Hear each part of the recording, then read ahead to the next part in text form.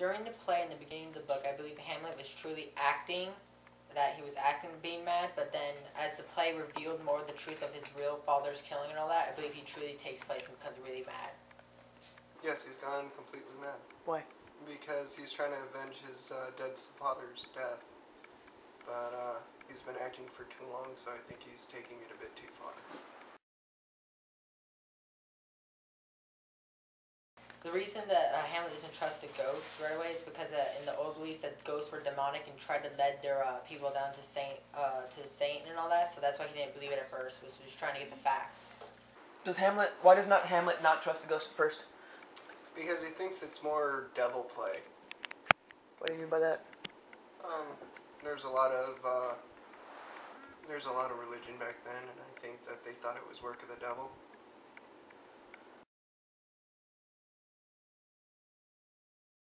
The reason he took so long to take revenge on his father is he wanted everything in his reasonings to have righteous action towards it, and he wanted to make sure all of it was working towards his favor. What do you mean by his favor? What was he trying to accomplish? The reason he was trying to his favor is he wanted to make sure that he was the killer. He wanted to make sure that his actions would make sure that his revenge is fully up to scale, and he wants to make sure that if he were caught, whatever, that people would agree with him. Wanted to do it at the right time, at the right place. Trying to make sure that he has a good chance to go to hell, and not try to make his way into heaven because he didn't want his uncle to get there by any means.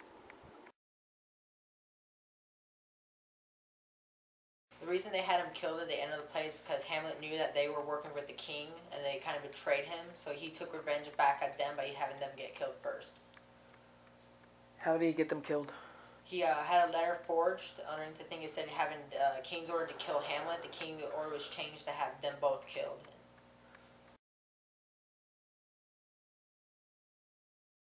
The reason the king wants the Hamlet to die so much is because the king has a feeling that the Hamlet knows too much of the truth, and that if he lets Hamlet live, that the truth might get spilled out, or that Hamlet might take his revenge and end up and get him back. The king wants Hamlet dead because he knows the plan.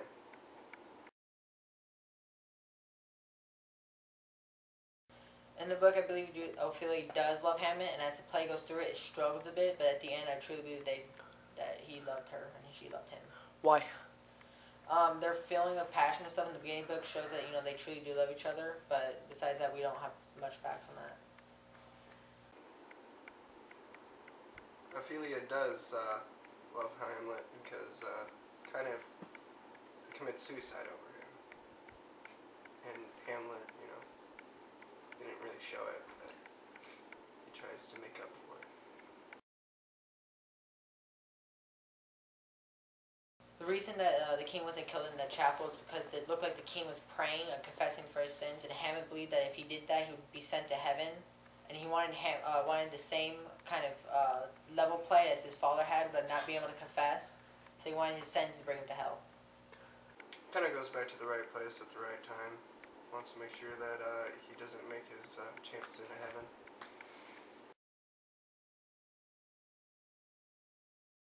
I believe Hamlet does care, and there's bits and parts of the book that says that he does and all that, but at the same time, I believe he's also using it as gameplay.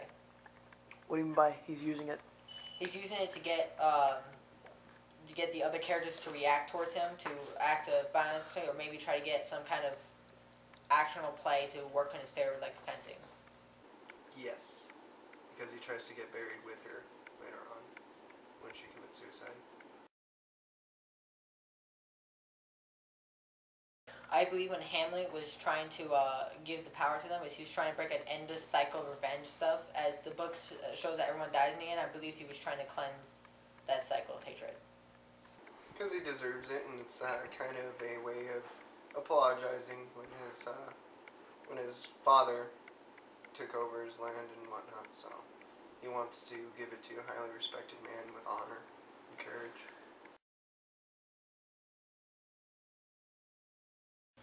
I believe he chose this way because he thought maybe it would be a less detectable source of killing. Instead of stabbing him, it wouldn't be shown, but if it's a poison of a snake, it's more to the garden scene, and there's no proof that there was any venom towards him. Because it was undetectable, and it was easy to kill him that way faster. I believe he did this because he would think that people would think that a snake had bit him, so they wouldn't suspect murder.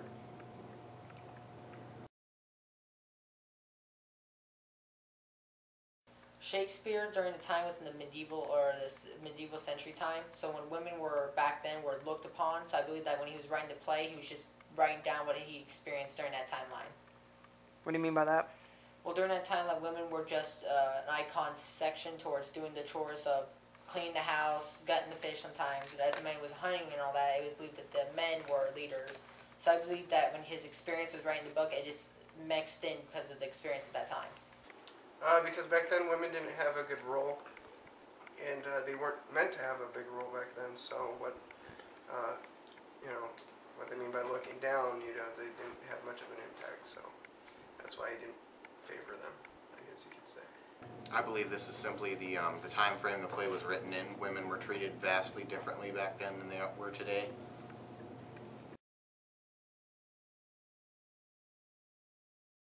Women now have political power. They have power towards them, politician-wise, voting, self-independence. So women's changed dramatically over the years.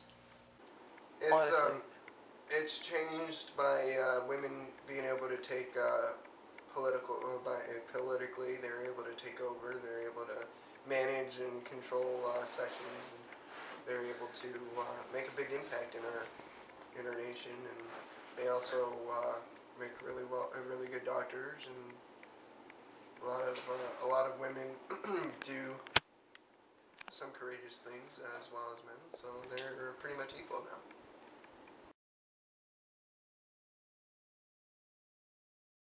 I personally believe the book is a perfect saying to it. It gives the women so much of the character of the right being as such. The other characters show that there's power back then instead of politics, and if you bring it to any other time before that, there's no leadership or any kind of governmental basic of power. I'd probably make it modern day because there's a lot of dispute about who takes over and jealousy and whatnot. So I'd probably do it modern day in this sad part of our economy. I would probably do it in modern times, but I would leave the setting in England simply because stories written in England tend to read better because of the setting, the way the people over there talk, that kind of thing.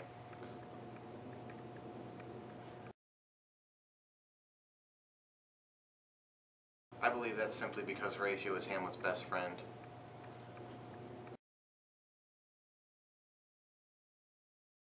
I would probably take revenge. As for Hamlet, we don't know truly what's going through the mind, so I believe that if that was me, I believe I would be experiencing the same issues. I would say Fortinbras because he was courageous, and he was a good guy. He didn't mean much harm, so I'm a lover, not a fighter. I'd have to say I'd most closely relate to Horatio, the best friend in the situation, trying to warn his friend of what's happening, trying to get him out of it in any way I can.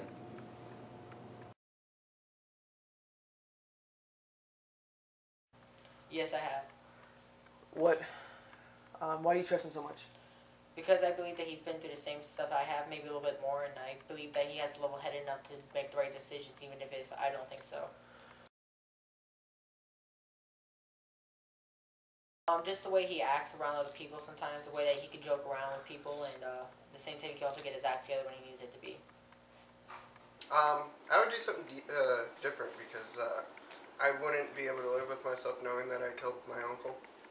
And then when it wasn't my fight, really, it was a fight between them two that they should have distributed a long time ago. I believe I would take revenge as he did, not because it's the right thing to do, but simply because at that point in his stage of madness, there's not really much you can do to stop the thoughts that cross your head. Once it enters your head, you just do it.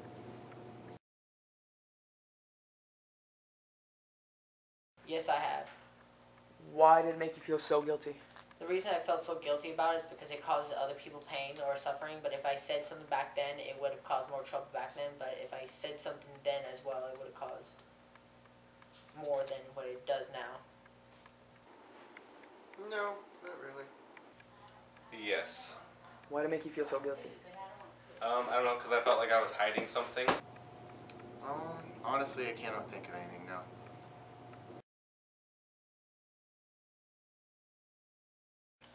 No. Why? I believe revenge only leads to revenge, and if more people lead to revenge, it just causes more problems. Yes and no. For first part, yes, wanted to kill someone. Not literally. No. Why? Because they betray you, they backstab you, and it's just, and you want to get back at them. But unfortunately you can't, so. Yes. Why? Because I was really angry, and I felt like what they did was wrong. Did you get revenge? No, How come? I felt bad after a while. I've thought of it, but I've never actually gone too far into the planning stage or carried it out. Why? Because I don't believe in stooping down to their level. I believe karma will take care of everything done wrong eventually. Yes. Why do you trust them so much? Because they entrusted me with their secrets and their conversations that were meaningful to them, so I continue to keep them close to me so I could use them as well as they use me for comfort. Good people. Understanding, caring. Some case religious. Yes. Why do you feel that way? I don't know, because, I don't know, I just feel like they wouldn't say anything or judge me. That they were really fun to hang out with, and that they're kind of crazy. Absolutely. Why do you trust them this way? Because of how long I've known them and all the things I've seen and all the things that we've been through together. Trustworthiness, honesty, anything they felt they told me, anything I felt they wanted me to tell them.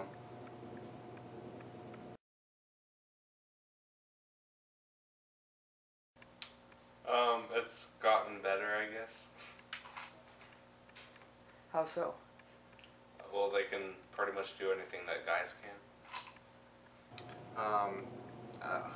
Women can vote, they can have almost any job they want to nowadays, they can lead companies, they can lead people. Back then women could do not much of anything. They were stay at home, clean the house, cooked, that kind of thing.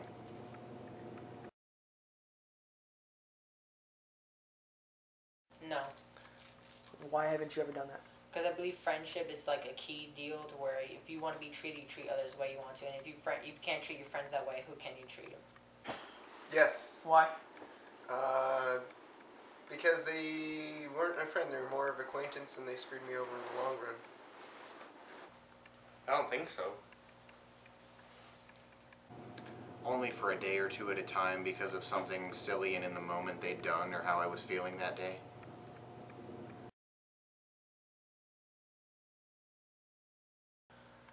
A long time ago, I believe I did, but as of now, I really don't know if I ever had one. Why? A lot of times people says that the mind plays tricks on you and stuff, so I truly believe it's maybe I have had it, and at the same time I believe I don't because I don't have any proof towards it at all. No. Do you believe in ghosts? Kinda. Hmm? Kinda. Why? I believe in demonic entities and takeovers, not so much a ghostly figure. I mean, I feel like presence, but not necessarily ghost-like. I mean, are you talking Scooby-Doo ghost, or are you talking spiritual ghost? Any kind of ghost. Spiritually, yes. Hearsay, no, not so much. No, I have not. Do you believe in ghosts? I do. No, I have not, but I do believe in ghosts. I believe I simply haven't had one because I've never been in the right place at the right time. We've never lived in a haunted house. I've never been to a haunted building, anything like that, and never been anywhere with a dark past that would give something a haunting like that. Do you think Hamlet is pretending to be mad the entire time, or has he really gone mad? He's mad! He's mad, he's mad, he's mad. Anyway.